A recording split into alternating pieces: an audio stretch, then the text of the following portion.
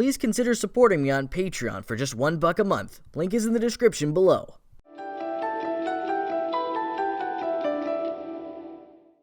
Welcome, everyone, to the 3rd annual Death Note month, which hopefully this year is actually contained in 1 month this time. Every year in June, we celebrate just how much of a brilliant thrill ride Death Note is, and this year I got some wacky stuff planned. We got theories, we got a video on the freaking Death Note musical, and we'll even have some Death Note love on the 2nd channel a little later this month. Though, just a suggestion, you may want to check out the Death Note video I already did on that channel about Death Note games, or hey, maybe check out the videos I'm doing on the Metroid series.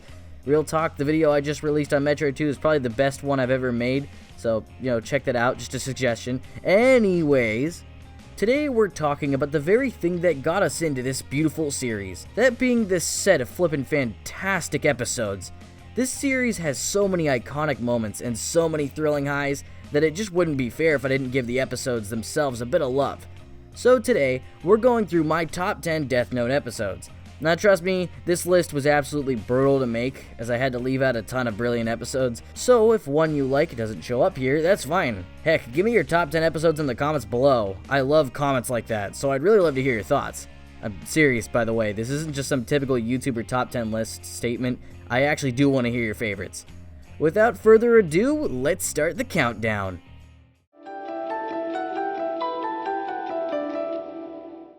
So, with such an amazing first episode, Death Note obviously needed its second episode to keep the momentum going. Obviously, in any anime, if there's a drastic quality dip after the first episode, then things fall apart very quickly. And thankfully, episode 2 delivers fairly well on that front. This episode offers 2 really important things. First, it gives us a better look at just how smart Light is. His contraption to destroy the Death Note in case of discovery is certainly cool on its own, but it really gives us an idea of how far Light has thought through these things. But most importantly, this episode shows just how far Light has to go if he really wants to become God of the New World. Upon introducing L, the supposed best detective in the world, the show really needs to prove why this guy is a match for Light, and in one fell swoop, L manages to brilliantly show just what league he's in, managing to trick the all-powerful Kira into revealing his location in one go. It sets the bar fairly quickly at just how far Light will have to go to outsmart L, and sets L up to be everything he's said to be, and all in the course of a single episode. Certainly seems like it's keeping up the momentum, doesn't it?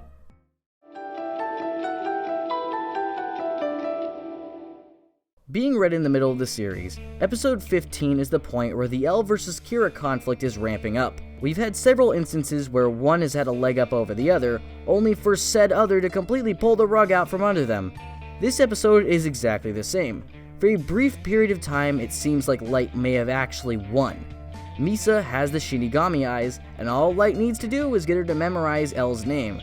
But just as victory seems assured, Light attempts to call Misa only for L to pick up the phone? In a quick move by L, he managed to get a hold of Misa's cell phone and completely turn the tides of battle, literally arresting Misa under suspicions of being the second Kira right under Light's nose. But you want to know really why this episode is a number 9? This smug look L has when he picks up Misa's phone, it's just the little things,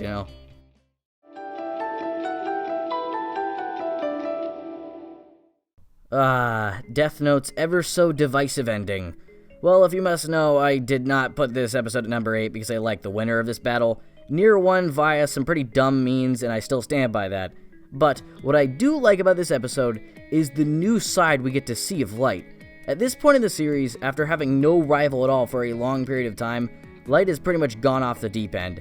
He had become so arrogant that he pretty much thought he would never be able to lose. So, to see what happens to him as he finally definitively loses, watching his desperation as the reality slowly dawns on him that he truly lost, it's really fascinating. Top it off with a wonderfully symbolic and melancholic ending, and getting to see both L and Kira finally laid to rest, it hit really hard. I certainly don't like that Light lost, but I can't deny that this ending did make me feel really sad, which has to count for something, right? Well, if you don't like this episode, then let's just say this part is taken entirely by the tennis match. Yeah, that's good, right?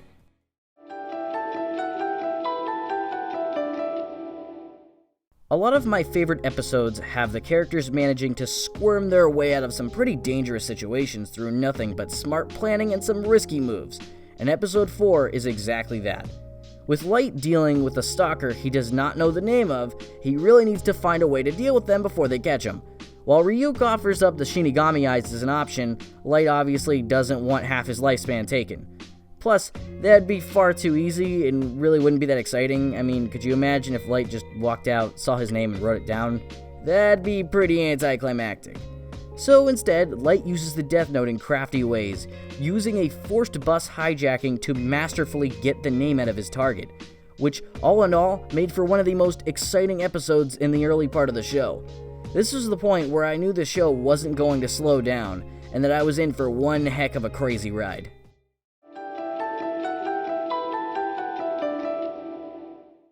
What, did you think I wasn't going to put the first episode on the list? I mean, that'd be really dumb, wouldn't it? The first episode presents a brilliant opener for the series, containing a ton of brilliant build-up and payoff.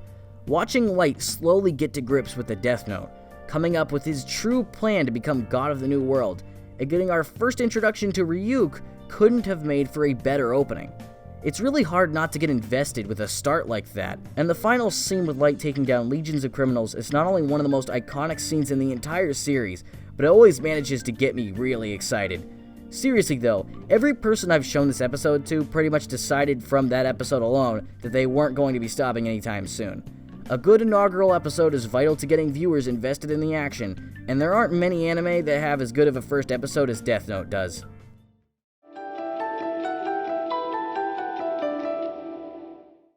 You want to talk about risk-taking highs? Well, it doesn't usually get quite as crazy as what happens in episode 9. With L's suspicions subdued slightly, L's left in an awkward position. He doesn't have any other leads, and while it would seem on the surface that Light isn't Kira, he still can't shake the feeling that he might be.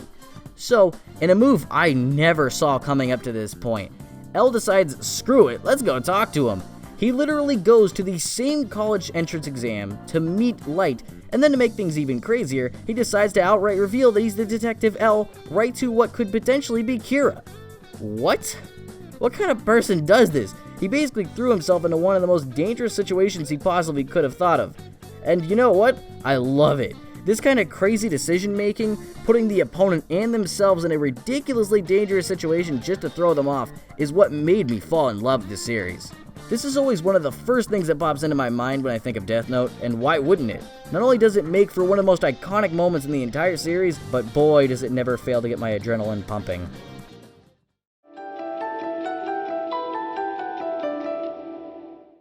And moving one episode back, we get to the infamous potato chip episode. Why is it at number 4? Well, Light says, I'll take a potato chip and eat it. Oh, come on. Sure, the potato chip scene is great, but it's not just great because it's funny. Contrary to what you'd assume on the outside looking in, this episode is one of the most exciting and enthralling episodes of the entire series. After Light finds out security cameras have been placed throughout his house in one of the funniest scenes in the entire show, by the way, it's made pretty clear that Light needs to do something, and fast. He needs to off a criminal and prove he's not Kira, but he can't get caught while doing it. This leads to one of the craziest solutions you could ever think of, with Light managing to hide a small little LCD TV in a chip bag. The scene after this that leads up to the big potato chip scene has some of the craziest angles and build-up in the entire show. It makes you feel like you're watching some crazy battle, and yet Light is literally just sitting there in a chair, taking notes and munching on some snacks. How the anime manages to do this, make small, almost mundane actions seem like the craziest stuff in the world, is an absolute masterclass in scene design. But no, episode 8 is only good because Light eats a potato chip, am I right?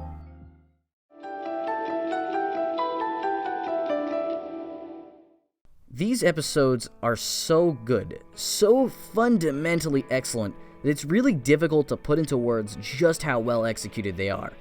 Light is put into a position where he needs to deal with a person by the name of Naomi, who has some really vital information about how to find Kira. Light was lucky enough to happen upon her, but he still needs to do something about her. All of his attempts to get her name fail, as she gives him a fake name just to be safe, and for a while it really looks like Light is in danger. All of this build-up, however, leads into one of the most enthralling scenes in the anime. Just before Light is truly doomed, he manages to use his silver tongue to convince the, at this point, innocent Naomi to reveal her true name. In one of the most stomach-dropping parts in the entire series, Light writes her name in the Death Note, and just before the countdown reaches 40, almost as if to rub it in, he reveals his true identity. Everything from Light's horrifyingly evil-looking expression to Naomi's moment of horror and defeat are portrayed so brilliantly that even if you're still supporting Light, you started to think that Light might not be quite as good as he lets on.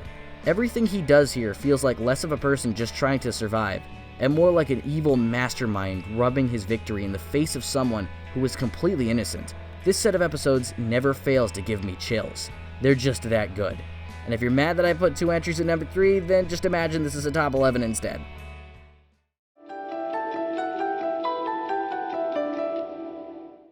There was no doubt in my mind that this episode was going to show up on here. I mean, how could I not? It features my absolute favorite moment in the series. After a ton of episodes where Light had lost his memories and was essentially trying to track down the new Kira, we finally get the payoff to a plan that's been in the making since episode 16. After cornering the new Kira, Light and Elle finally manage to get a hold of the Death Note, and once Light puts his hand on the Death Note, every episode, every moment leading up to this point finally comes to fruition, and Light gets his memories back. To watch a plan 9 episodes in the making finally come to success, one that, might I remind you, was probably the biggest gamble in the entire series. It was nothing short of magical. While this episode certainly relies on previous episodes to really get the same impact, that doesn't take away from how much of a satisfying conclusion it makes to this 9-episode arc. As I stated in my video on the top 5 Death Note moments, there is not a single scene that I love more than this one, and that's on its own enough to get it to the 2nd place spot. But if this is 2nd place, then what could number 1 be? Well,